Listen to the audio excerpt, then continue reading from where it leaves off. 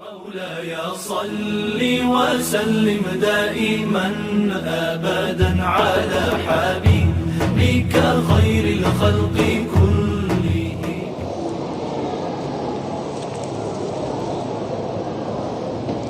السلام عليكم ورحمة الله وبركاته.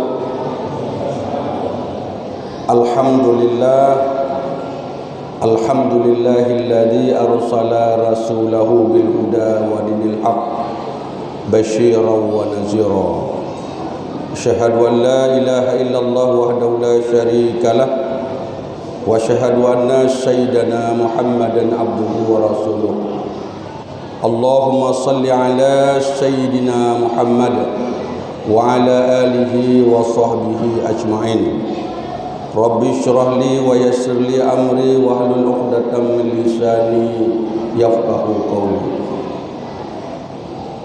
Ayyuhal muslimun wal muslimat rahimakumullah, usikum wa nafsi bittaqwallah wa ta'atihi la'allakum tuflihun. Qala Allah ta'ala fil Qur'anil Karim, na'udzu billahi minasy syaithanir rajim. Qul in kuntum tuhibbunallah fattabi'uni yuhibbukumullah wa yaghfir lakum dzunubakum wallahu ghafurur rahim. Shadaqallahul azim wa sadaqa rasuluhul karim wa nahnu ala zalika minasy syahidin wasyakirin walhamdulillahi rabbil alamin. Yang saya hormati, yang mulia khatib masjid, pengurus masjid, yang saya hormati ketua panitia pelaksana kegiatan memperingati Maulid Nabi besar Muhammad sallallahu alaihi wasallam.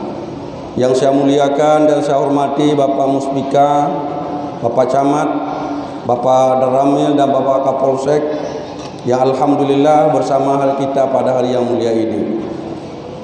Yang saya hormati Tunku Imam Mukim, Bapak Gesi, Tunku Imam Menasah. Yang saya cintai anak-anak yatim seluruhnya yang pada hari ini akan diberikan santunan. Yang tadi baru hanya santunan sebagai simbolis saja, 10 orang. Yang lainnya setelah selesai ceramah akan mendapat santunan yang sama seperti yang diberikan kepada kawan-kawan kamu yang baru saja diberikan. Hadirin hadirat jamaah memperingati Maulid yang dirahmati Allah Subhanahu wa taala.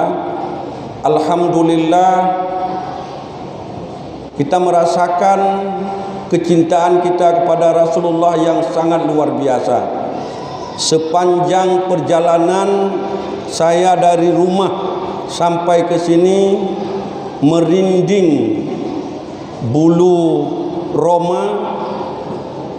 Begitu antusiasnya masyarakat di Aceh, khususnya Kabupaten Pidi, memperingati Maulid Nabi besar Muhammad sallallahu alaihi wasallam. Setelah kemarin berjuang keras, berdesak-desakan di pasar ikan, di pasar sangat luar biasa. Tegwa rumah gepegah cukup uronyo. Di pasar gerong-gerong pun bagaikan megang. Padahal kita masih dalam suasana pandemi COVID-19. Tak kira-kira lawenya belanja orang lemah. Karena peluang mita rezeki agak sedikit terganggu. Tetapi semangat memperingati Maulid Nabi besar sangat luar biasa. Hampir semua masjid kemukiman, masjid-masjid kampung, seluruhnya memperingati Maulid pada hari ini dengan diawali zikir, selawat, kemudian santunan yatim piatu, dilanjutkan dengan sedikit tausiah, dan kemudian baru dilanjutkan dengan kita nanti akan makan bersama-sama. Hadirin yang dimuliakan oleh Allah, sikap cinta kita kepada Rasulullah mengenang kelahirannya, mengenang perjuangannya. Ini suatu kebaikan yang luar biasa. Allah Maha tahu dengan segala yang kita lakukan. Rasulullah juga melihat, roh Rasulullah melihat betapa cintanya kita kepada Rasulullah. InsyaAllah semua ini akan dibalas, akan diberikan syafaat oleh Nabi Muhammad sallallahu alaihi wasallam nanti di akhirat kelak. Di dunia, seluruh yang kita korbankan untuk memperingati Maulid Nabi besar Muhammad sallallahu alaihi wasallam, yakinlah seluruh harta yang kita keluarkan untuk memperingati Maulid Nabi, untuk menyantuni anak yatim, yakin dan percayalah Allah akan memberikan gantinya yang lebih baik dan lebih banyak. Yamhaqullahu riba wa yurbi sadaqat. Allah menghancurkan riba dan menyuburkan sedekah. Ini janji Allah. Allah tidak pernah mengubah janjinya. Hadirin yang dimuliakan oleh Allah Subhanahu wa taala, Rasulullah sallallahu alaihi wasallam nabi besar, nabi yang agung, yang beliau ini sebagai rahmatan lil alamin telah membawa kita dari alam yang gelap gulita ke alam yang terang benderang, telah merubah peradaban manusia dari akhlak yang hancur-hancuran, dari zaman menyembah berhala Lata, Uzza, Manat, Hubal, kita diantarkan kepada menyembah Allah, Tuhan yang sebenarnya, Tuhan yang harus disembah. Hadirin yang dimuliakan oleh Allah Subhanahu wa taala, malah ada riwayat yang menjelaskan bahwa kalau bukan karena Nabi Muhammad, tentu Allah tidak akan menciptakan dunia ini dan seluruh isinya. Maka yang mula-mula diciptakan oleh Allah adalah nurnya Nabi Muhammad sallallahu alaihi wasallam. Sayyidina Ali karamallahu wajhah pernah bertanya kepada Rasulullah sendiri, "Ya Rasulullah, apakah yang pertama sekali diciptakan oleh Allah sebelum Allah menciptakan dunia ini?" Apa jawab Nabi? "Yang pertama diciptakan oleh Allah adalah nur nabimu." Demikian juga ketika Jabir radhiyallahu an bertanya kepada Rasulullah, juga pertanyaan yang sama, "Ya Rasulullah, apa yang diciptakan oleh Allah pertama sekali sebelum Allah menciptakan dunia ini?" Rasulullah menjawab jawaban yang sama, yang pertama diciptakan oleh Allah adalah nur nabimu. Kemudian dari nur Nabi Muhammad sallallahu alaihi wasallam dianugerahi 7 lautan. Yang pertama lautan ilmu. Jadi sangat luar biasa dari nur Nabi Muhammad itu membentuk nur ilmu, membentuk lautan ilmu. Ilmu itu sangat luas, sangat dalam. Maka tidak ada seorang manusia pun di dunia ini yang bisa menguasai seluruh cabang ilmu. Careng dalam bidangnya, hana careng dalam bidang lain, supaya manusia saling membutuhkan. Getanyo careng tak Honda, hana careng tak pegot Honda. Getanyo careng bak tamu belau, hana careng tamu kat. Jadi ilmu yang diberikan oleh Allah, kemampuan yang diberikan oleh Allah kepada manusia berbeda-beda agar manusia saling membutuhkan. Maka disinilah kita diajarkan untuk selalu menjaga hablum minallah, hablum minannas. Kita dipandang hina kalau kita hanya baik-baik dengan manusia saja tanpa baik-baik dengan Allah. Kita juga dipandang hina kalau hanya kita baik-baik dengan Allah. Kita tekun salat, kita rajin baca Quran, tahajud di tengah malam, tapi dengan tetangga samping rumah marah-marahan, Dendam yang berkepanjangan tak pernah bisa kita lupakan dan kita hapuskan. Berkali-kali datang Idul Fitri yang seharusnya saling memaafkan, kita pun masih berat untuk memaafkan. Gad tanya dengan Allah, hana gad dengan sesama manusia.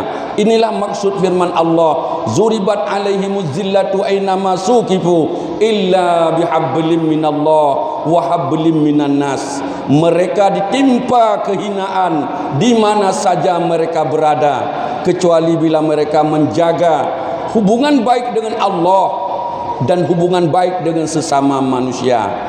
Jadi yang diperintah oleh Allah, diperintah oleh Rasulullah, bertanya bega tak tahu hubungan dengan Allah, bega tak tahu hubungan dengan sesama manusia.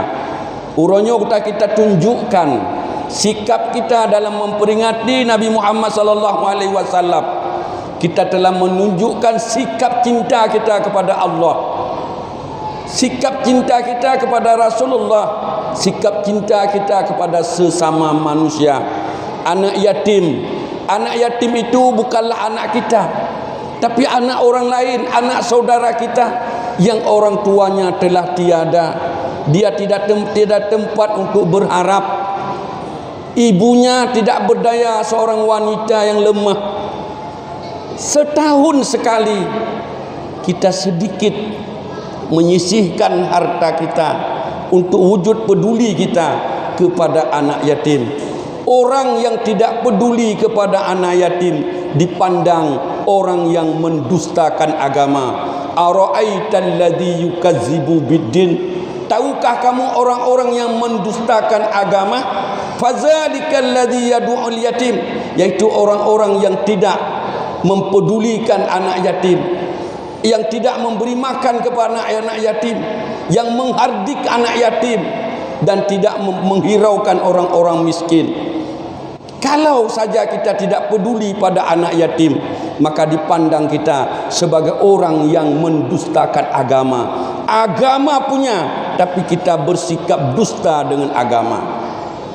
Hadirin yang dimuliakan oleh Allah Subhanahu wa taala, maka hubungan baik dengan Allah, hubungan baik dengan sesama manusia harus selalu kita jaga. Buang rasa dendam, buang rasa kebencian. Kita semua bersaudara. Sampai terobak jerat, waktu getemiyu bergetanam getalikin, getanyang, gepegah, gepeingat. Man ikhwanuka, dia gepegah ma rabbuka, man nabiyuka, ma kiblatuka, ma imamuka. Dua aja. Wa ma ikhwanuka, siapa saudaramu? Tentu jawablah, gepegah jawaban je. Al-muslimu al-mu'minun al-muslimun ikhwani. Sekalian orang yang beriman, sekalian orang Islam, saudaraku. Sampai terobak jerat kamate gepeingat yang saudara. Innamal mu'minuna ikhwah. Sesungguhnya orang yang beriman bersaudara. Mari jaga kekompakan, jaga persaudaraan. Hidup kita nyaman, hidup kita bahagia di dunia dan di akhirat. Kemudian lautan yang kedua dianugerahi dari nur Nabi Muhammad, yaitu lautan latif, lautan kelembutan. Kemudian yang ketiga lautan fikir, getanya nadaya fikir yang panjang. Getanya semua yang telah lakukan punya dasar pemikiran yang baik dan penuh kemaslahatan. Kemudian yang berikutnya yang keempat, lautan sabar. Maka sebagai umat Muhammad, getanya boleh sabar dalam kehidupan. Musibah pasti datang, cobaan datang. Perjalanan hidup kita tidak selamanya normal. Terkadang kita ada di posisi yang menguntungkan, tapi di waktu yang lain kita berada pada posisi yang memprihatinkan. Dibutuhkan kesabaran. Mata urawa tiga tahu, tiga itimu, tiga itingah, tiga kedua barat, tiga atih gedanyo, tiga atih gop. Oleh karenanya yang diajarkan dalam agama, ketika mendapat nikmat diperintahkan kita untuk bersyukur. Jika kamu bersyukur, nikmat akan ditambah. La in syakartum la azizannakum wa la in kafartum inna azabi lasyadid. Jika kamu bersyukur, nikmat akan ditambah. Tapi jika kamu kufur, ingkar nikmat, ingat, azab Allah itu maha pedih. Ketika datang musibah, datang bencana, kita diminta untuk sabar. Pahala kesabaran sangat-sangat luar biasa. Kemudian yang berikut, yang kelima, dari nur Nabi Muhammad diciptakan lautan akal, diciptakan lautan rahman, diciptakan lautan cahaya. Hadirin yang dimuliakan oleh Allah Subhanahu wa taala. Kemudian dari nur Muhammad ini dibagi pelam, yaitu dari nur yang diciptakan pena. Watakan diciptakan penanya gukun oleh Allah bak pena. Hai pena, segera tulis. Ditanya oleh penanya, apa yang long tulis? Tulislah la ilaha illallah Muhammadur Rasulullah. Langsung pena terkagum-kagum, Muhammad Rasulullah, sungguh mulia Muhammad itu, namanya bersanding dengan asmamu ya Allah. Allah tegur bak penanya. Yang pena dalam Quran na surat pena siapa? Yaitu surat kalam. Wal qalam, nun wal qalam wa ma yasturun. Demi pena dan apa-apa yang mereka tuliskan. Allah bersumpah dengan pena. Artinya orang yang pintar memegang pena, orang itu dipandang orang yang cerdas. Orang itu akan bisa menguasai dunia. Sehingga waktu kamu jak sekolah jamun, jak berjamun, oleh guru kamu diibaratkan dalam pena itu ada segalanya. Apa yang kita inginkan ada dalam pena ini. Pintarkah kita memegang pena ini? Maka orang yang pintar memegang pena akan mendapat kemuliaan dunia dan akhirat. Orang yang pintar memegang pena tentunya orang yang memiliki pengetahuan yang banyak, orang yang careng, orang yang malim. Betapa banyak kitab-kitab yang ditulis oleh para ulama, betapa banyak buku-buku yang ditulis oleh ilmuwan-ilmuwan. Semuanya berangkat dari pena ini. Maka nanti di akhirat tinta-tinta para ulama akan ditimbang dengan darah syuhada. Orang yang menuntut ilmu itu sama nilai pahalanya dengan orang yang berjihad fisabilillah. Maka dalam Al-Quran ada perintah, tidak sepatutnya kita semuanya pergi ke medan perang. Hendaklah ada beberapa orang yang memperdalam pengetahuan untuk memberikan peringatan kepada saudara-saudaranya. Artinya nilai menuntut ilmu sama dengan nilai jihad fisabilillah. Orang yang berangkat menuntut ilmu di jalanan tertimpa musibah lalu dia meninggal dunia, dia dipandang orang yang meninggal bernilai pahala syahid atau syuhada. Nilai pahalanya pahala syahid walaupun dia bukan meninggal sebagai seorang syahid. Hadirin yang dimuliakan oleh Allah Subhanahu wa taala. Oleh karenanya soal pendidikan anak kita nyonya perlu perhatian serius. Maka lu Pak Camat lu pegah mana tamu doa Pak Camat. Semoga persoalan COVID-19, persoalan coronanya cepat selesai. Sayang sekali anak-anak kita berlibur sekolah sampai lama-lama, sampai berbulan-bulan. Ini sangat mengganggu psikologis anak. Anak gabuk yang minta patna jaringan internet yang pre, patna wifi yang pre. Nah yang gaduh yang kumawe, gaduh yang pulih layang, gaduh yang menaen. Adapun program belajar melalui daring hana sangat efektif. Tambah hana dalam grup WA untuk tak kirim tugas-tugas, malah dia keluar dari grup WA. Dah baca yang soal terus pun, yang materi pelajaran terus pun. Yang benar belajar seorang anak belajar tatap muka dengan gurunya. Hadirin yang dimuliakan oleh Allah Subhanahu wa taala, mudah-mudahan dengan perayaan Maulid Bauro yang mulianya, gebila Allah persoalan coronanya, persoalan COVID-19-nya cepat terselesaikan. Kemudian yang kedua, diciptakan Lauhul Mahfuz.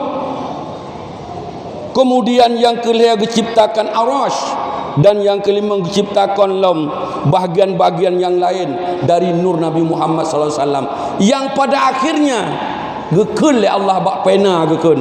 Seandainya bukan karena nur Muhammad, tentu aku tidak akan menciptakan dunia dan seluruh isinya. Hadirin yang dimuliakan oleh Allah Subhanahu wa taala. Kemudian tentang kelahiran Nabi Muhammad,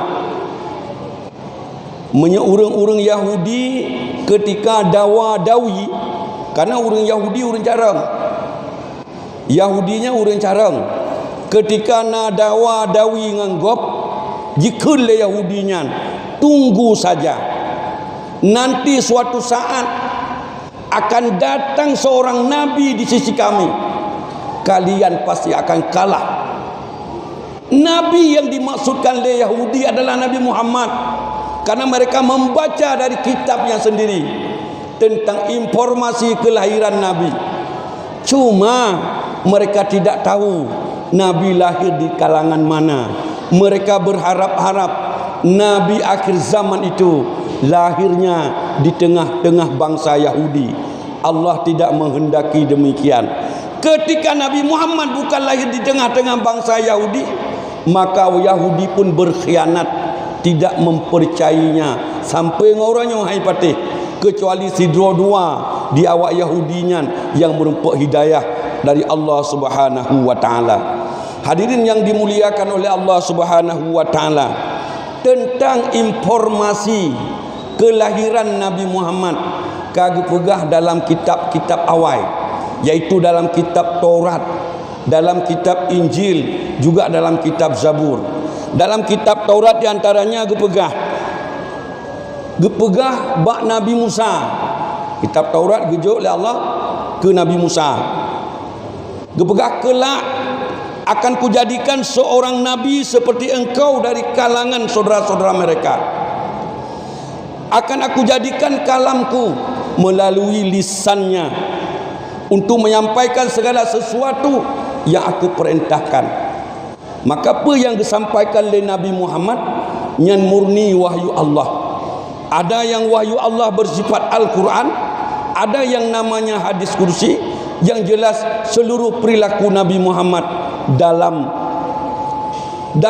pengawasan Allah Subhanahu wa taala. Bismillahirrahmanirrahim.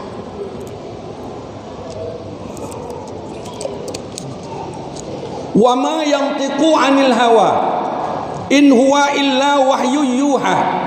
Tidaklah yang diucapkan Muhammad itu dari keinginan hawa nafsunya.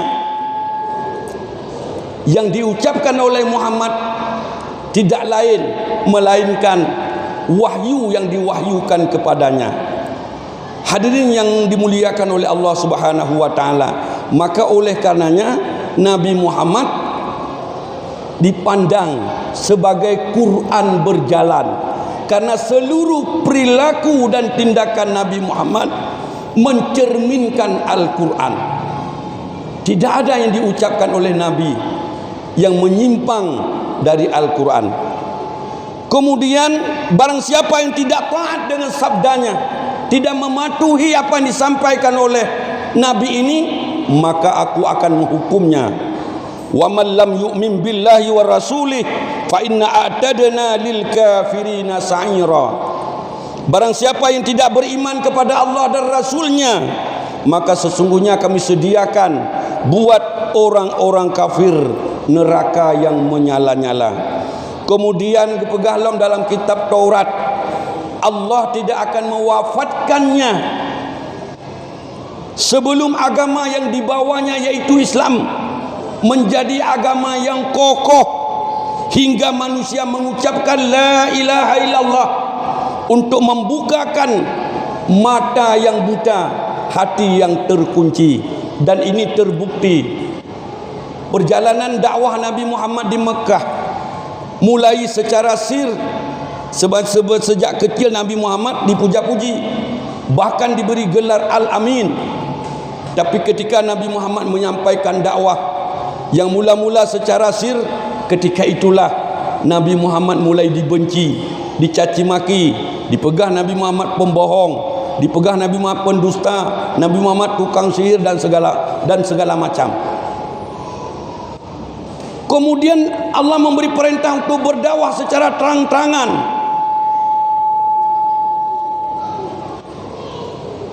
Ketika dakwah disampaikan secara terang-terangan, tantangan yang dihadapi Nabi dan para sahabat semakin berat.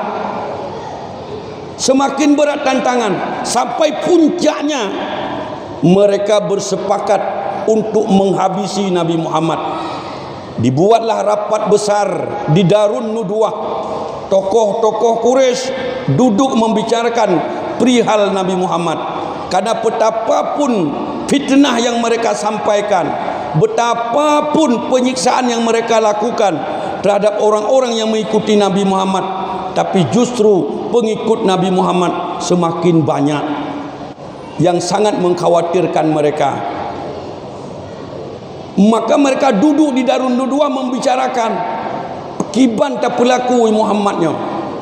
Maka dalam di Darun Nudwahnya melahirkan 3 opsi. Opsi yang pertama, Nabi Muhammad diusir saja dari Mekah. Ken Abu Jahal, jangan. Kalau diusir, dia nanti membangun kekuatan, balik lagi menyerang kita. Opsi yang kedua, Muhammad dipasung saja bagaikan orang gila. Ken Abu Jahal, jangan. Kalau Muhammad dipasung seperti itu, akan datang keluarganya, saudaranya untuk membebaskannya. Yang terakhir, Muhammad dibunuh saja. Nyan yang setuju Abu Jahal. Yang payah fikir ke bancara tapoh. Akhirnya bersepakat mengirim pemuda-pemuda yang kuat dan tangguh dari setiap kabilah untuk membunuh Nabi Muhammad. Yang pada malam pengepungan rumah Nabi Muhammad, Walid nya katib nak perah nyelong cowoju agak waktu malam pengepungan rumah Nabi Muhammad, Nabi Muhammad kagubite oleh malaikat Jibril. Malam itulah Nabi Muhammad hijrah ke Madinah. Saudaraku yang dimuliakan Allah, disinilah merenyuhkan hati kita. Kalau kita merenung, kita bisa meneteskan air mata. Betapa derita yang dirasakan Rasulullah. Di malam gelap gulita, rumahnya dikepung segala arah. Beliau meninggalkan rumah, menuju rumah Abu Bakar, bersembunyi di Gua Sur. Kemudian beliau beberapa malam di Gua Sur, dalam bayang-bayangan intayan musuh, dalam bayang-bayangan ancaman kematian. Bersama Abu Bakar, beliau dipandu oleh seorang penunjuk jalan pergi meninggalkan Mekah menuju Madinah dengan berjalan mengendarai onta, terkadang berjalan kaki, tidak menempuh jalan yang ditempuh kabilah pedagang. Kalau jalan itu yang ditempuh Nabi, tentu akan gampang tertangkap oleh orang-orang jahat dari Quraisy yang ingin mencelakakan Nabi Muhammad. Tapi menempuh jalan lain yang berlekok-lekok, yang berbelok-belok, sehingga perjalanan yang dekat menjadi jauh. Betapa derita Rasulullah. Kalau malam hari dinginnya menusuk tulang, kalau siang hari panasnya membakar kulit. Lapar, haus, lelah, menyena nejak umrah, nejak wajib, bisa merasakan betapa jarak antara Mekah dan Madinah. Itulah jarak yang ditempuh oleh Rasulullah. Dengan hanya berjalan kaki, terkadang mengendarai onta. Merenyuh hati kitanya. Betapa cintanya Rasulullah kepada kitanya, demi menyelamatkan iman, demi umat. Pada akhirnya sampailah Nabi di Madinah. Sesampai di Madinah, apa yang dilakukan oleh Nabi? Pertama, membangun masjid. Yang kedua, mempersatukan Muhajirin dan Ansar. Yang kedua, mengadakan perjanjian dengan orang-orang Yahudi Madinah yang disebut dengan Piagam Madinah. Di Madinah bisa membangun kekuatan. Akhirnya Nabi Muhammad kembali lagi ke Mekah, menaklukkan Mekah dengan membawa pasukan 10.000 orang. Bayangan-bayangan Mekah akan banjir darah. Dalam bayangan tokoh-tokoh Quraisy di Mekah, seperti Abu Sufyan, Abu Jahal. Karena pasukan yang dibawa Nabi sungguh banyak, luar biasa. Untuk masa itu pasukan 10.000 orang itu pasukan terbanyak. Mereka akan berfikir ini Mekah akan menjadi lautan darah. Tapi apa yang terjadi? Setelah bernegosiasi, akhirnya Nabi Muhammad masuk Mekah tanpa setetes darah pun yang tumpah di Mekah. Nabi masuk ke Masjidil Haram. Cuma Nabi memberikan 3 opsi. Siapa yang masuk rumahnya, tutup pintu, selamat. Siapa yang masuk rumah Abu Sufyan, selamat. Siapa yang masuk Masjidil Haram, selamat. 3 opsi saja yang diberikan oleh Nabi. Jadi waktu teruk kenan Nabi Masjidil Haram, bekalan awak-awak Quraisynya ka berbaris di dalam masjid. Nabi bekalan saboh-saboh hati muka awaknya. Awaknya hati ka jantung ka di support. Apakah hari ini akan dieksekusi? Sekali saja Nabi perintah kepada tentaranya, kepada panglimanya, habis Mekah. Banjir darah di Mekah. Tidak ada perintah Nabi seperti itu. Nabi pemaaf. Nabi tidak punya dendam. Setelah ditengok mereka semuanya satu persatu, apa kata Nabi kepada orang-orang Quraisy yang telah berjejer berdiri di Masjidil Haram? Pulanglah kalian. Sesampai mereka di rumah, mereka ketuk pintu keluarganya, rumahnya. Dan yang paling menokon di Masjidil Haram, nah menempatkan pasukan Muhammad, nah kiban cukup gad Muhammad. Nah gepo hana legengi yang tak mau yo awal. Setelah mendengar informasi itu, keluarlah penduduk Madinah ramai-ramai, penduduk Mekah ramai-ramai dari rumahnya menyatakan Islam di depan Nabi. Inilah yang diabadikan dalam Al-Quran. Idza jaa nasrullahi wal fath. Apabila telah datang pertolongan dan pertolongan Allah dan kemenangan. Kamu melihat manusia memeluk agama Allah berbondong-bondong. Ini yang diabadikan dalam Al-Quran. Hadirin yang dimuliakan oleh Allah Subhanahu wa taala, banyak hal yang ingin saya sampaikan, tapi waktu kita yang sangat terbatas. Masih banyak agenda lain tentang perayaan Maulid kita yang harus dilanjutkan. Kemudian nanti akan juga sangat dekat dengan waktu salat zuhur. Inilah saja yang dapat saya sampaikan. Terima kasih atas segala perhatian. Mohon maaf atas segala kekurangan. Mari mengadah tangan, kita berdoa. Sekian dan terima kasih. Assalamualaikum warahmatullahi wabarakatuh.